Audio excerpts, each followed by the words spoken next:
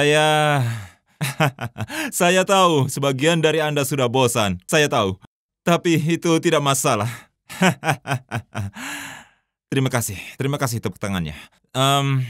Saya baru menyadari kalau banyak yang bertanya tentang Dave. Dan Anda mungkin melihat kalau beberapa kali saya menggantikannya. Anda mungkin melihat namanya di roster dan pas saya yang khotbah lagi, Anda mungkin heran dan sekitar 3 minggu lalu Dave mengidap bronkitis dan dia tidak bisa bicara. Jadi saya harus gantikan Dave pada minggu lalu dia belum pulih, jadi saya harus menggantikannya kembali. Lalu hari Senin ketahuan kalau dia sakit paru-paru basah. Jadi minggu ini dia masih di rumah berjuang untuk sembuh. Saya sempat mengobrol dengannya.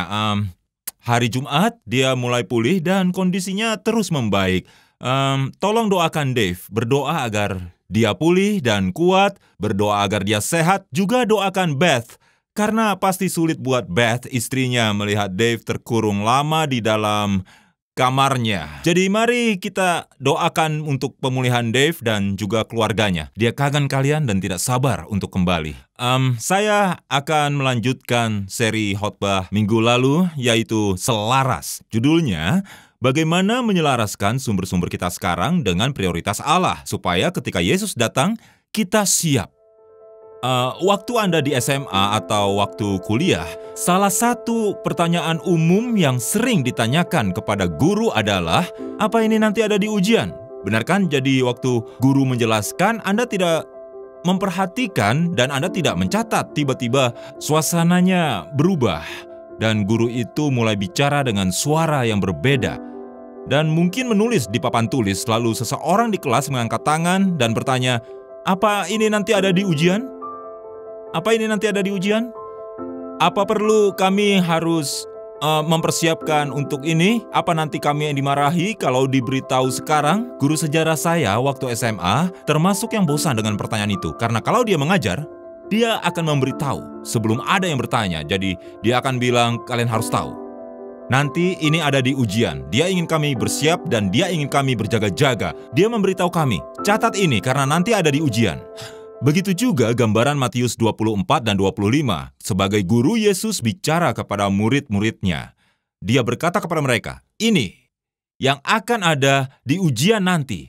Ini yang perlu kamu persiapkan. Ini yang akan kamu pertanggungjawabkan. Yang tertulis di Matius 24 dan 25 berasal dari satu pertanyaan dari para murid kepada Yesus di Matius 24 ayat 3. Tanya mereka, apakah tanda kedatanganmu dan tanda kesudahan dunia?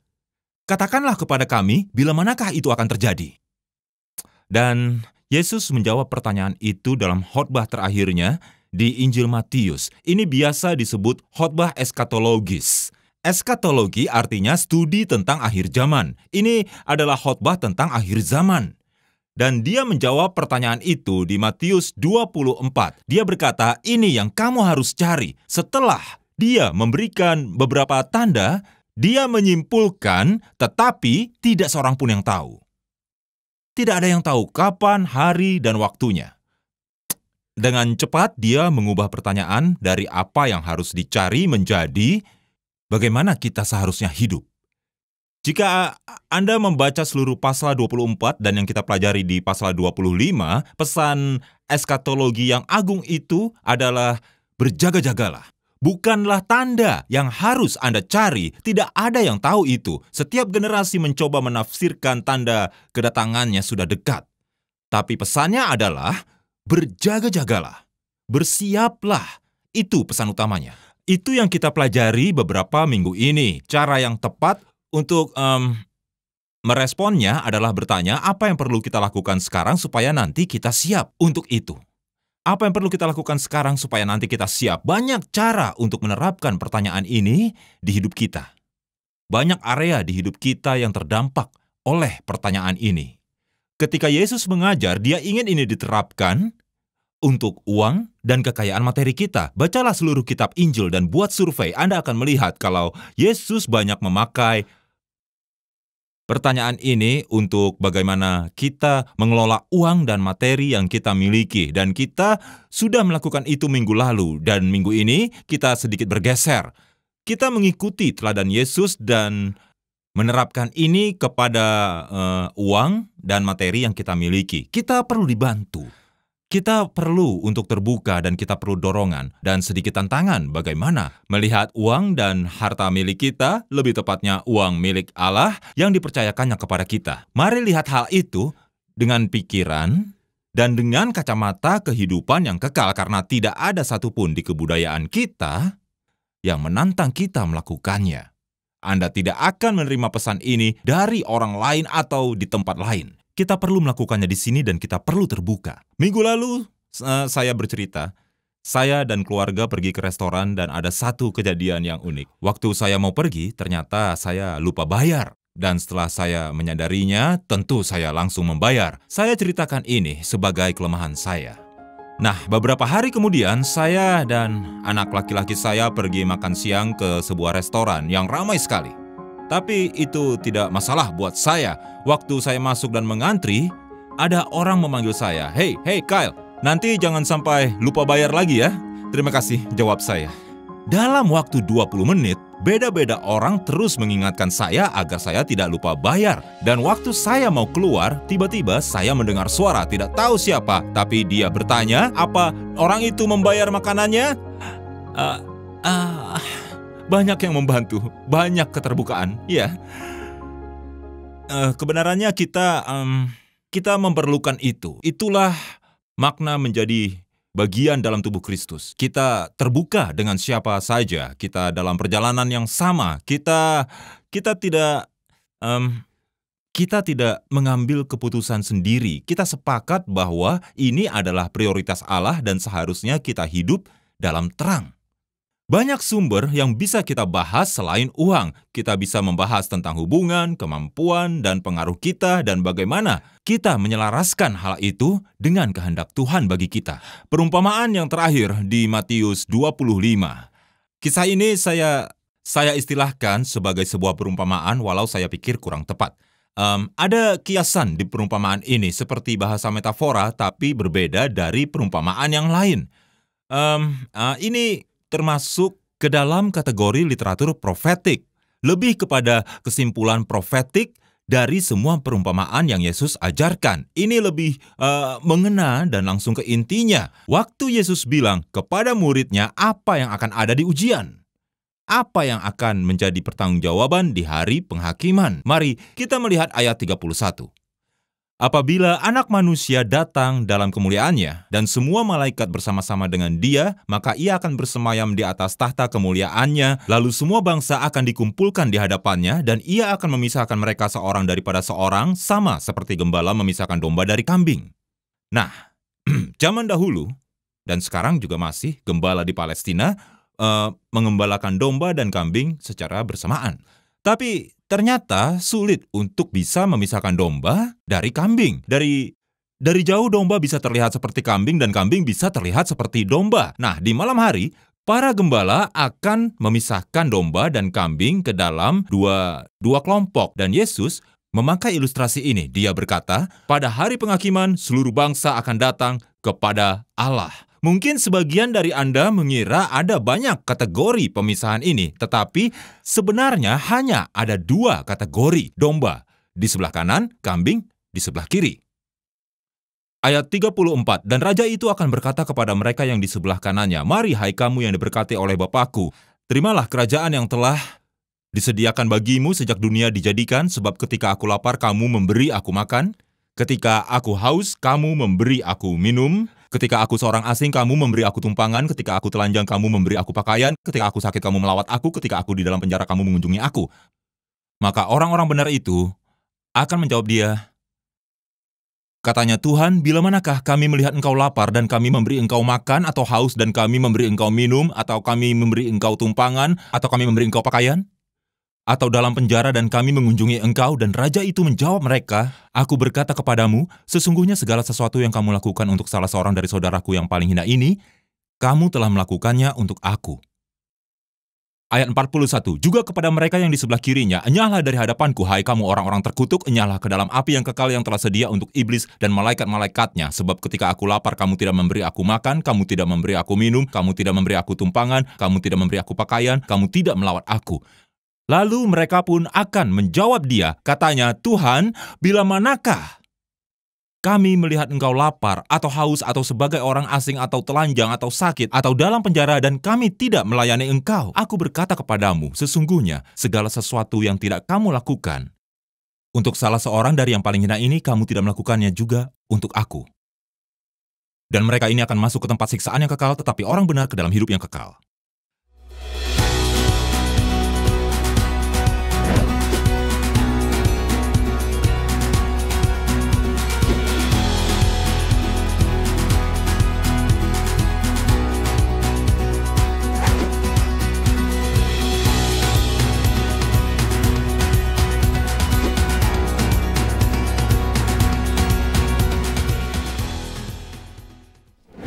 Nah, sebelum kita bahas apa yang diajarkan perikop ini, kita juga perlu tahu apa yang tidak diajarkan perikop ini. Kalau Anda tidak biasa mendalami Alkitab atau doktrin-doktrinnya, Anda mungkin membaca perikop ini dengan santai lalu bilang, "Oh, jadi begini caranya kita diselamatkan." Mudah bagi kita membaca perumpamaan ini lalu bilang, "Ya, kata Yesus ini yang akan menyelamatkanmu. Begini caranya masuk ke surga." Supaya masuk surga, Anda harus peduli pada orang yang miskin, yang butuh, dan yang rentan. Tapi Alkitab jelas berkata, kita tidak bisa selamatkan diri sendiri. Perbuatan yang baik tidak otomatis membawa kita ke surga. Perbuatan baik tidak cukup untuk membawa kita ke surga. Bukan begitu caranya. Caranya tidak seperti itu. Beberapa perikop Alkitab membahas hal ini. Efesus 2 menjelaskan Tuhan menyelamatkan Anda saat Anda percaya. Anda diselamatkan oleh kasih karunia melalui iman. Itu bukan hasil usahamu, tetapi pemberian Allah. Keselamatan bukanlah hadiah. Kehidupan kekal bukanlah hadiah. Keselamatan diberikan Allah melalui Yesus. Kalau keselamatan dihadiahkan karena kita berbuat baik, maka sia-sialah kematian Yesus. Keselamatan bukan hadiah karena kita berbuat baik. Jadi tidak ada yang bisa bermegah. Kita tidak bisa bilang, "Lihat, aku yang memilih jalan ini." Banyak lagi perikop yang bahas ini. Jadi Anda diselamatkan oleh kasih karunia lewat iman, bukan karena perbuatan Anda. Tapi, waktu Anda baca perikop di Matius 25, jelas kalau kita dihakimi karena perbuatan kita. Kenapa kita diselamatkan kasih karunia tapi dihakimi oleh perbuatan kita? Di 2 Korintus 5, ayat 10 ditulis, "Sebab kita semua harus menghadap tahta pengadilan Kristus, supaya setiap orang memperoleh apa yang patut diterimanya sesuai yang dilakukannya dalam hidupnya ini, baik maupun jahat." Nah, karena kasih karunia kita diselamatkan, tapi kita juga dihakimi sesuai perbuatan kita, dan seringkali muncul dua pendapat dalam tubuh Kristus. Ada yang bilang kamu diselamatkan kasih karunia, ada yang bilang kamu dihakimi sesuai perbuatanmu, dan kita mau menyatukan dua pendapat ini menurut sudut pandang Alkitab. Saya percaya ini yang Alkitab ajarkan. Kita diselamatkan iman tapi dihakimi sesuai perbuatan kita. Artinya perbuatan kita adalah bukti nyata iman kita. Perbuatan kita adalah bukti apa yang kita imani. Tertulis juga di dalam Matius 25, kasih kita kepada salah satu yang hina ini. Perhatikan, itu bukan penyebab dari keselamatan. Kasih kita kepada salah satu yang hina ini adalah dampak dari keselamatan. Ya, jadi bukan karena kita mengasihi orang lain lalu kita diselamatkan. Karena kita sudah diselamatkan, makanya kita mengasihi orang lain sehingga perbuatan kita bisa dihakimi. Bukti nyata keselamatan kita akan dihakimi menurut perbuatan kita. Tetapi yang menyelamatkan kita adalah kasih karunia melalui iman. 1 Korintus 13 ayat 2, sekalipun aku memiliki iman yang sempurna untuk memindahkan gunung, sekalipun aku memiliki iman dan keyakinan itu, tapi jika aku tidak mempunyai kasih, aku sama sekali tidak berguna. Jadi, bukti itu kita temukan di dalam perikop ini, yaitu cara kita mengasihi dan peduli kepada orang yang rentan, hancur, diabaikan, dan diremehkan. Kata Yesus, beginilah caranya bangsa-bangsa dipisahkan di hari penghakiman nanti. Saya mau menggarisbawahi satu hal. Ayat 40, Yesus meresponnya secara personal. Respon yang sangat pribadi, bukan cuma menghakimi, tapi ini sangat personal buat Yesus. Di ayat 40, sesungguhnya segala sesuatu yang kamu lakukan untuk salah seorang dari saudaraku yang paling hina ini, kamu telah melakukannya untuk aku. Kalau Anda lihat beberapa ulasan ayat ini, Anda langsung tahu bahwa penekanan utamanya adalah tentang Penekanan utamanya adalah tentang siapa saudara yang paling hina tersebut. Ini menarik, itulah bagian yang ditonjolkan secara akademis dari ayat ini. Siapa saudara yang paling hina? Siapa yang Yesus maksudkan? Karena ada yang bilang bahwa yang Yesus maksudkan adalah orang sebangsanya, khususnya orang Yahudi. Apa yang kita lakukan atau tidak lakukan untuk orang Yahudi, maka kita lakukan atau tidak lakukan baginya. Ada orang yang bilang begitu. Ada juga yang bilang itu merujuk pada pengikutnya. Sebab di Matius 12, Yesus berkata, siapapun yang melakukan kehendak Bapakku, dialah saudaraku laki-laki, saudaraku perempuan. Jadi itu merujuk kepada sesama orang percaya. Ini menarik karena kalau kita pelajari, penekanannya adalah siapa yang tidak perlu diikut sertakan. Siapa yang tidak masuk. Tapi saya rasa bukan itu maksudnya yang Yesus katakan, dia sama dengan orang yang miskin dan kehilangan hak, yang diabaikan, yang rentan dan yang hancur. Dia sama dengan mereka. Coba pikirkan cara Alkitab menafsirkannya. Di dalam inkarnasi pun ini yang Yesus lakukan. Dia sama dengan mereka. Sebenarnya dia tidak perlu lahir dari keluarga miskin, tapi dia lahir miskin. Orang tuanya sangat miskin sampai tidak mampu mengorbankan domba di hari lahirnya. Mereka tidak sanggup mempersembahkan domba untuk sang anak domba. Jadi Yesus tidak punya rumah waktu dia lahir. Dia tidak punya rumah waktu dia mati. Tidak punya tempat untuk meletakkan kepalanya. Dia datang ke dunia ini. Tetapi keluarganya diusir dari negerinya sendiri oleh raja jahat yang mau membunuh Yesus. Sewaktu dia memulai pelayanannya, dia ditolak oleh keluarganya sendiri. Lalu Yesus ditinggalkan oleh murid-murid terdekatnya. Dia dipukuli dan dituduh telah melakukan kejahatan yang tidak dia perbuat. Tapi selanjutnya kita lihat, Yesus sangat berkuasa. Yesus menyamakan dirinya dengan orang yang hina. Dia sama dengan orang yang tidak punya rumah, yang dilecehkan, yang mengungsi, yang dipenjara, dan yang rentan. Dan dia berkata, mereka itulah umatku. Mereka adalah saudaraku. Yang kamu lakukan untuk mereka, kamu lakukan untuk aku. Apa yang tidak kamu lakukan, kamu tidak melakukannya untuk aku. Buku Richard Stearns yang berjudul Lubang Kosong di Alkitab Kita menolong kita untuk paham apa yang dimaksudkan dalam Matius 25 dalam konteks saat ini. Dia mengatakan kalau 1 dari 7 orang sekarang ini kelaparan. Betul-betul kelaparan. Dia bilang kalau ada 1,2 miliar orang sekarang ini bangun tanpa air bersih. Mereka akan mencari air bersih selama 4-5 jam untuk keluarganya, tapi waktu mereka pulang, air itu sudah tercemar dan mereka jatuh sakit.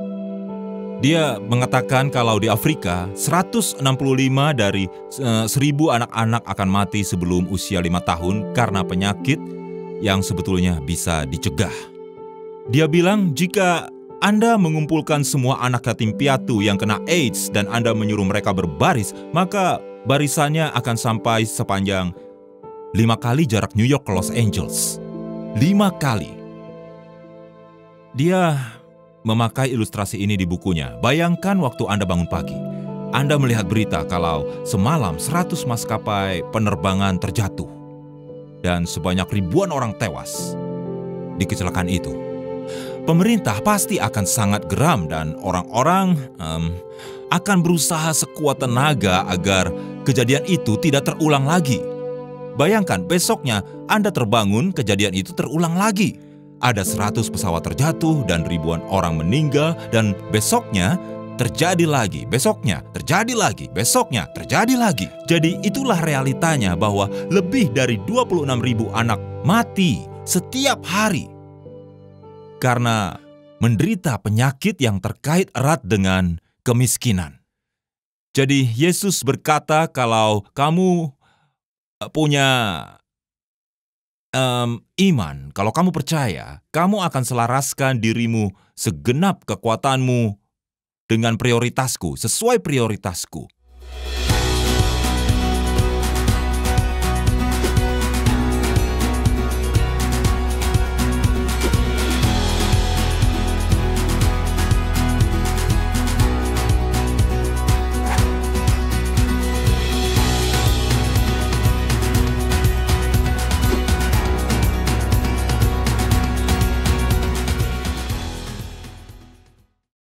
kamu pasti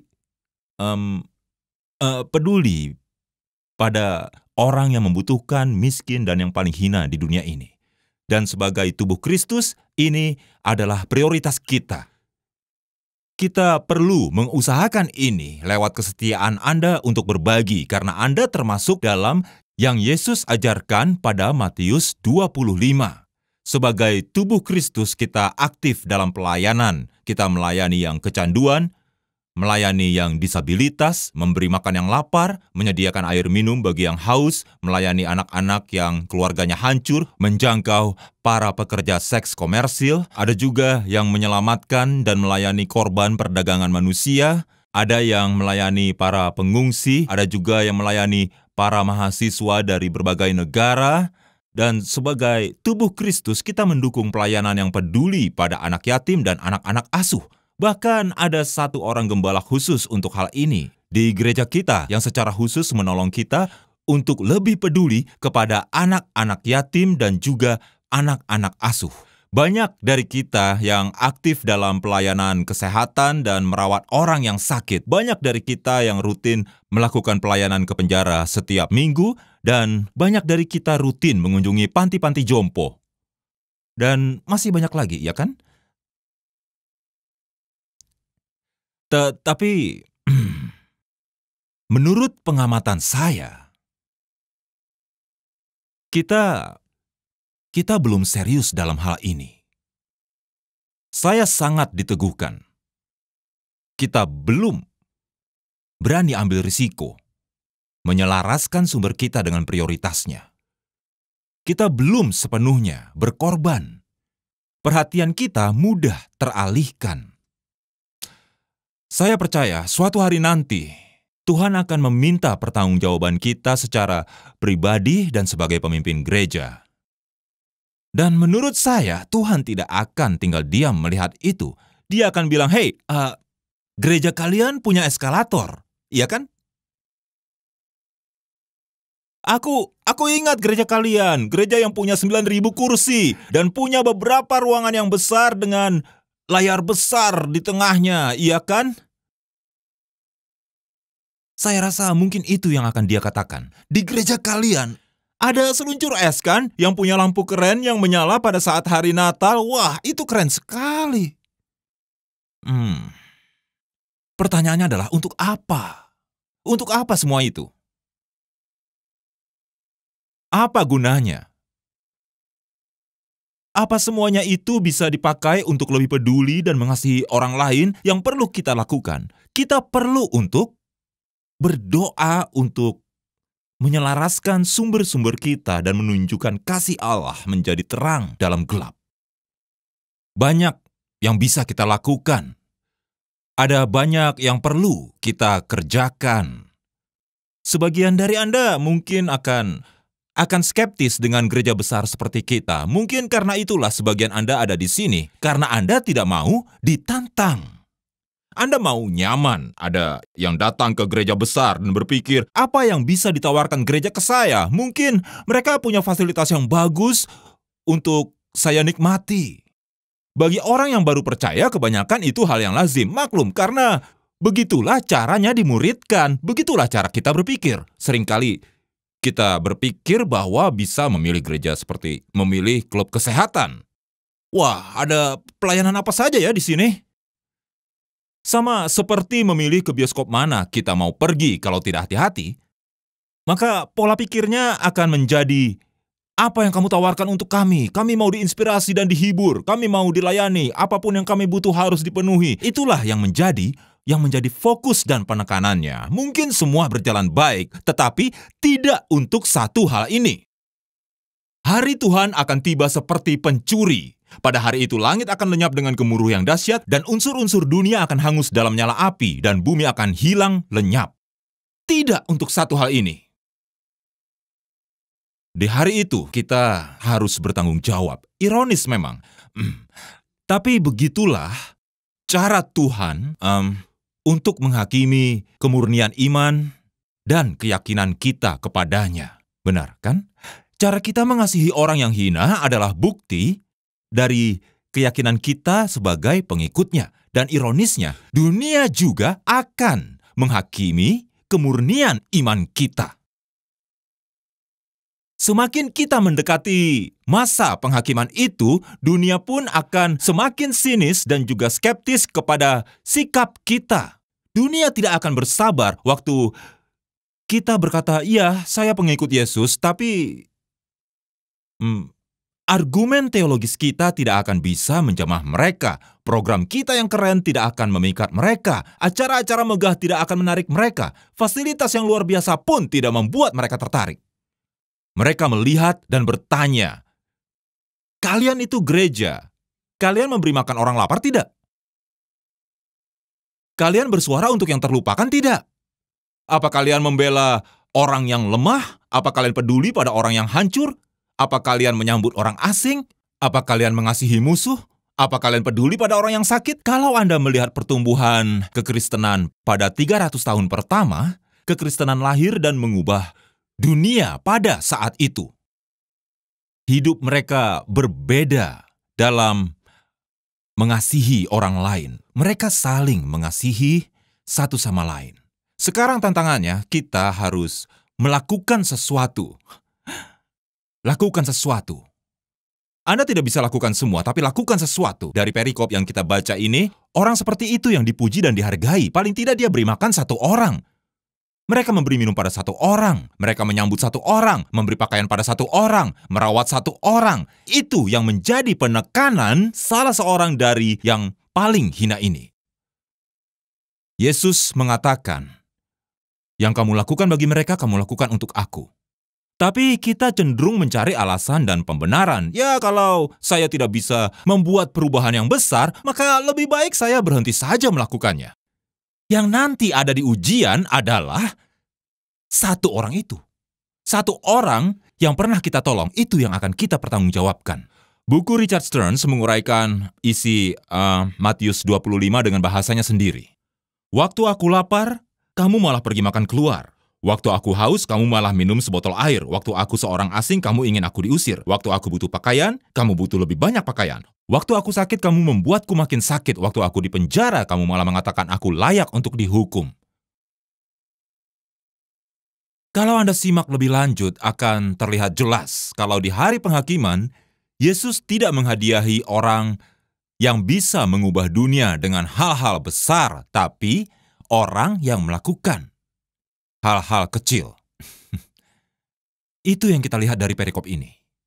Haddon Robinson berkata bahwa perikop ini mengindikasikan kalau dasar penghakiman bukan karena besar dan hebatnya kita, tapi tentang kemurnian kasih dan kemurahan hati kita pada hal-hal yang kelihatannya sepele, pada orang yang terabaikan dan tidak dipedulikan. Jadi bayangan saya begini. Saya harap kita semua memperhatikan, karena waktu saya menjelaskan, saya harap Anda perhatikan sebentar. Di hari penghakiman, saya berdiri di hadapan Allah. Semua aktivitas rohani yang pernah saya lakukan langsung terlintas di pikiran saya. Bisa jadi ada nilainya. Dia pun mengeluarkan iPad-nya. Bukan. Kemudian dia pun membuka arsip dan juga kalender hidup saya. Dia bilang, "Kyle, kamu ingat tanggal 14 Mei 1998? Ya, tentu aku ingat. Aku lulus sekolah Alkitab hari itu. Ya, aku senang Tuhan mengetahui itu. Waktu itu banyak yang harus dipelajari dan banyak ayat yang harus dihafalkan." Lalu dia bilang, "Oh, baiklah." Itu hanyalah gambaran penghakimannya.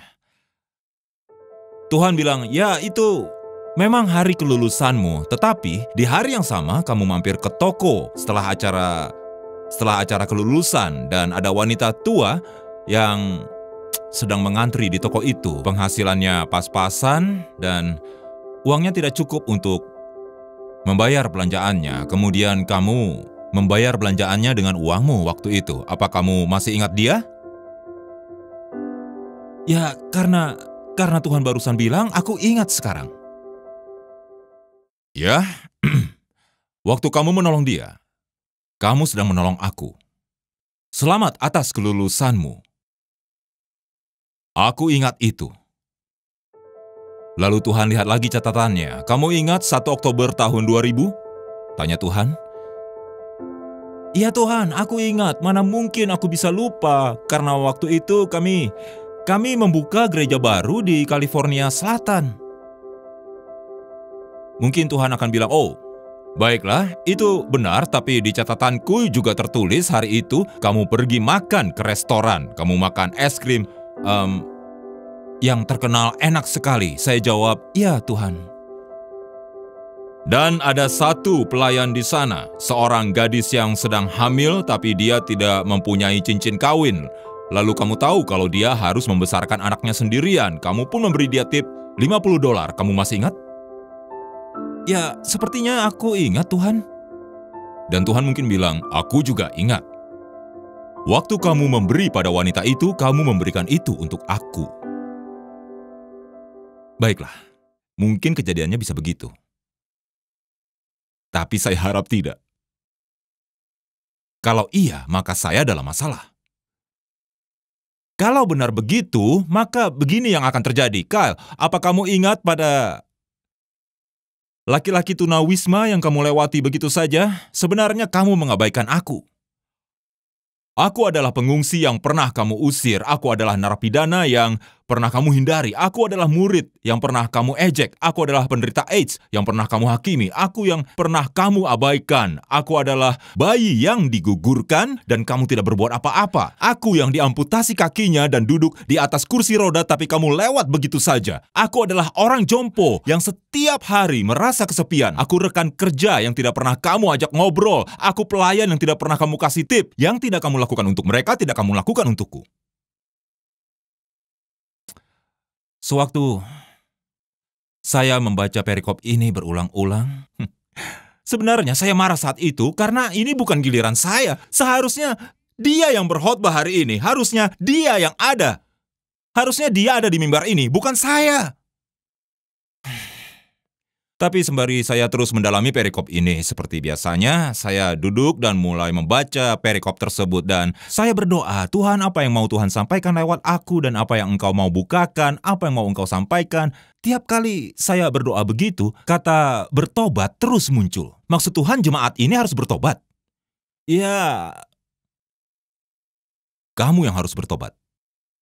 Dan jujur, itu membuat saya terkejut. Biasanya kita bertanya, Tuhan mau sampaikan apa ke jemaat Tuhan, tapi seakan-akan Tuhan bilang sebelum bicara ke orang lain, bicara pada dirimu sendiri. Dan saya langsung bertobat. Kali ini dengan hati yang lebih hancur. Saya minta ampun. Tuhan ampuni aku. Aku sibuk melihat ke diriku sendiri. Mencari alasan dan mencari pembenaran. Tapi niatku baik. Setiap hari aku punya kesempatan mengasihi orang yang hina. Tolong ampuni aku, Tuhan. Tolong aku melihat orang lain dengan kacamatamu. Tuhan, hancurkan hatiku seperti hatimu hancur. Tuhan, tolong aku untuk mengasihi orang seperti aku suka belajar. Tuhan, tolong aku untuk lebih peduli kepada orang lain seperti aku peduli dengan khotbah. Ya, mungkin kita semua perlu bertobat. Mari berdoa. Tuhan, aku bersyukur karena Engkau menyelamatkan kami oleh karena kasih karunia melalui iman, bukan karena perbuatan atau pekerjaan kami. Tapi Tuhan, hindarkan kami dari pemikiran kalau kami tidak dimintai pertanggungjawaban karena kami pasti akan dihakimi. Dan Tuhan, tolong bantu kami sebagai gerejamu, agar bisa menyelaraskan sumber-sumber yang Engkau berikan dan percayakan sesuai prioritasmu, yaitu bagaimana memperlakukan orang yang paling hina. Tuhan, ini lebih dari sebuah cek, lebih dari sumbangan uang. Kami sadar kami harus mengasihi dari jarak yang dekat. Tidak bisa dari jarak jauh. Kami perlu untuk berbuat, kami perlu untuk bertindak. Sebab itu Tuhan, tolong kami dan tuntun kami bertemu dengan orang yang tersakiti, dan kami tidak menghindar, dan tolong kami merangkul kesempatan yang Kau beri untuk menunjukkan kasih-Mu.